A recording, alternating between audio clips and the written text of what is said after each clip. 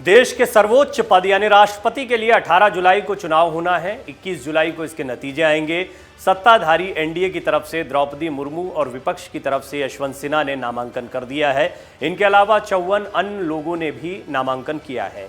हालांकि पर्याप्त प्रस्तावक नहीं होने के कारण 54 अन्य उम्मीदवारों के नामांकन खारिज हो सकते हैं। यानी मुकाबला द्रौपदी मुर्मू और यशवंत सिन्हा के बीच है।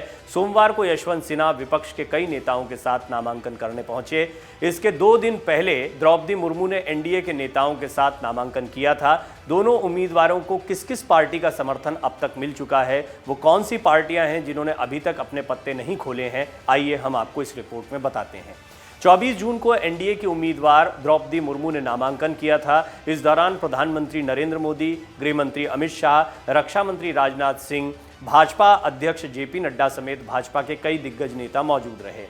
भाजपा शासित कई राज्यों के मुख्यमंत्री भी रहे। इसके अलावा द्रौपदी को BJD, YSR Congress, JDU, AIADMK, Lok Janshakti Party, Apna Dal, Nishad Party, Bahujan Samaj Party, Republican Party of India, NPP, NPF, MNF, NDPP, SKM, AGP, PMK, AINR Congress, Jannayak Janta Party, UDP, IPFT, UPPL जैसी पार्टियों ने समर्थन दे दिया है।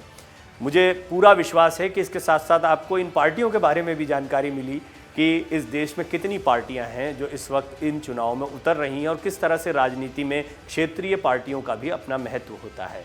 विपक्ष में होने के बावजूद भी बीजेडी, वाईएसआर कांग्रेस और बहुजन समाज पार्टी ने एनडीए के उम्मीदवार द्रौपदी मुर्मू को समर्थन दिया है।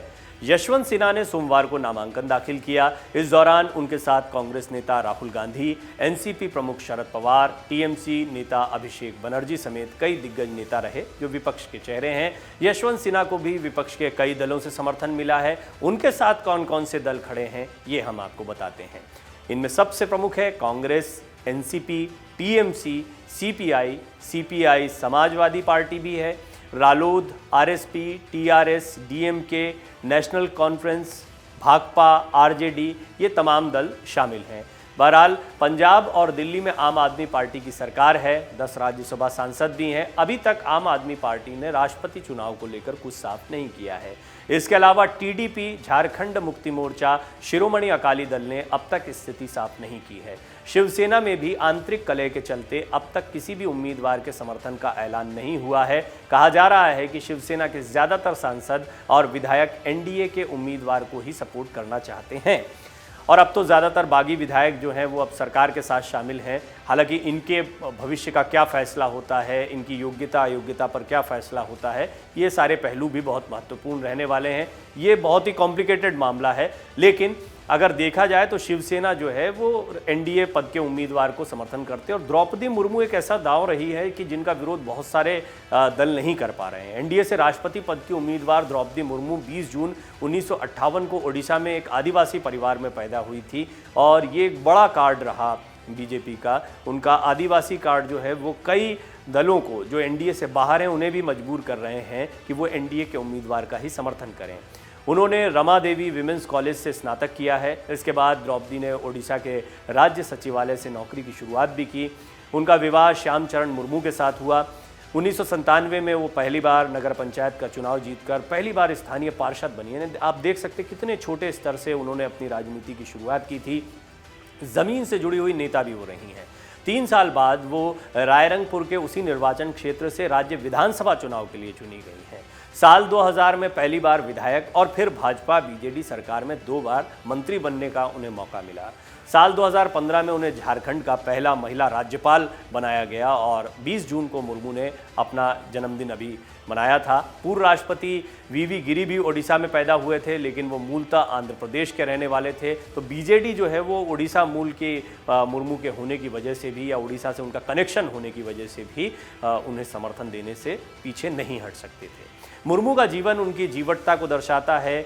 बहुत कम उम्र में ही उन्होंने अपने पति को खो दिया था। इसके अलावा 2 बेटों की मौत भी उनके लिए एक बहुत बड़ा सदमा थी। ये उनके जीवन की एक भयावह कहानी है। इस दौरान अपनी इकलौती बेटी के साथ में वो पूरे परिवार को हौसला देती रहीं। उनकी आंखें और नम हो गई थी जब झारखंड के राज्यपाल के रूप में उन्हें शपथ दिलाई जा रही थी, तो वो उनके लिए एक बहुत ही इमोशनल मोमेंट था और वो उस वक्त उन चीज़ों को याद कर रही थी जिस दौर से वो गुजरी हैं, और कितना कठिन समय एक महिला के लिए ये हो सकता है, इसका अंदाज़ा लगाया जा सकता है। और यशवंत सिन्हा की बात करें तो वो बिहार के नालंदा ज़िले से हैं। 1937 की उनकी पैदाइश है, 6 नवंबर को हुए थे, और अस्थावा गांव है वहाँ के कायस्थ परिवार में हुए थे। हम आपको ये भी बता रहे हैं कि ये जो दोनों चेहरे इस वक्त आमने सामने हैं, और यशवंत सिन्हा की वजह से ये चुनाव दिलचस्प हुआ है। देखिए, एक मंजे हुए राजनीतिज्ञ हैं और काफ़ी पढ़े लिखे हैं, एकेडमिक्स उनका बड़ा मजबूत है, राजनीति शास्त्र में उन्होंने मास्टर्स की पढ़ाई पूरी की है। इसके बाद वो कुछ समय तक पटना विश्वविद्यालय में प्रोफेसर भी रहे हैं। 1960 में सिन्हा का चयन भारतीय प्रशासनिक सेवा यानी आईएएस के लिए हो गया था। 24 साल तक उन्होंने बतौर आईएएस अधिकारी अपनी सेवाएं दी। इस दौरान वो भारत सरकार के वाणिज्य मंत्रालय में उप सचिव भी रहे। बाद में उन्हें जर्मनी के दूतावास में प्रथम सचिव वाणिज्यिक के तौर पर नियुक्त किया गया। 1973 से 1975 के बीच में उन्होंने भारत का कॉन्सुल जनरल बनने का सौभाग्य भी उनको मिला, और 1984 में यशवंत सिन्हा ने प्रशासनिक सेवा से इस्तीफा देकर जनता पार्टी ज्वाइन कर ली थी। 84 से जुड़े हुए हैं वो पार्टी से, और अभी अभी उनकी ये दरारें शुरू हुई थी जब मोदी युग की शुरुआत हुई। यहीं से उनके राजनीतिक करियर का आगाज़ हुआ था। 1986 में उन्हें पार्टी का महासचिव बनाया गया। 1988 में वो पहली बार राज्यसभा के सांसद बने। 1989 में जब जनता दल का गठन हुआ तो वो उसमें शामिल हो गए। पार्टी ने उन्हें राष्ट्रीय महासचिव बनाया। इस दौरान चंद्रशेखर की सरकार में वो 1990 से 91 तक वित्त मंत्री भी रहे। 96 में वो भाजपा के राष्ट्रीय प्रवक्ता बने। 98 में उन्हें केंद्र सरकार में वित्त मंत्री बनाया गया। इसके बाद उन्हें विदेश मंत्री बनाया गया। वो काफ़ी कद्दावर मंत्री थे, बहुत मजबूत मंत्री थे, अटल जी के बड़े करीब माने जाते थे। 2004 में वो चुनाव हार गए थे। 2005 में उन्हें फिर से राज्यसभा सांसद बनाया गया था, यानी कितना महत्वपूर्ण चेहरा थे वो बीजेपी के लिए। 2009 में सिन्हा ने भाजपा से इस्तीफा दे दिया और 2021 में उन्होंने टीएमसी ज्वाइन कर ली। ये तो हाल की घटना है जब उन्होंने अभी टीएमसी ज्वाइन किया और पार्टी ने उन्हें राष्ट्रीय उपाध्यक्ष बनाया है। तो यशवंत सिन्हा आप अंदाज़ा लगा सकते हैं कि कितना बड़ा चेहरा रहे हैं, कितना उनका अनुभव कितना वृहद रहा है, चाहे वो एक अधिकारी के तौर पर हो, चाहे अंतर्राष्ट्रीय संबंधों की जानकारी हो, मंत्री के तौर पर विदेश मंत्री, वित्त मंत्री, ऐसे महत्वपूर्ण मंत्रालयों को उन्होंने देखा है। तो यशवंत सिन्हा भी जो हैं अनुभव के मामले में एक बहुत ही अच्छी चॉइस हैं विपक्ष की। और वहीं आदिवासी चेहरा द्रौपदी मुर्मू, उनके साथ में बहुत सारी चीज़ें जुड़ी, उन्हें भी खासा अनुभव है। पार्षद से लेकर अब वो राष्ट्रपति पद के उम्मीदवार तक पहुंची हैं। बहुत मुमकिन माना जा रहा है कि वो राष्ट्रपति चुन भी लिए जाएं।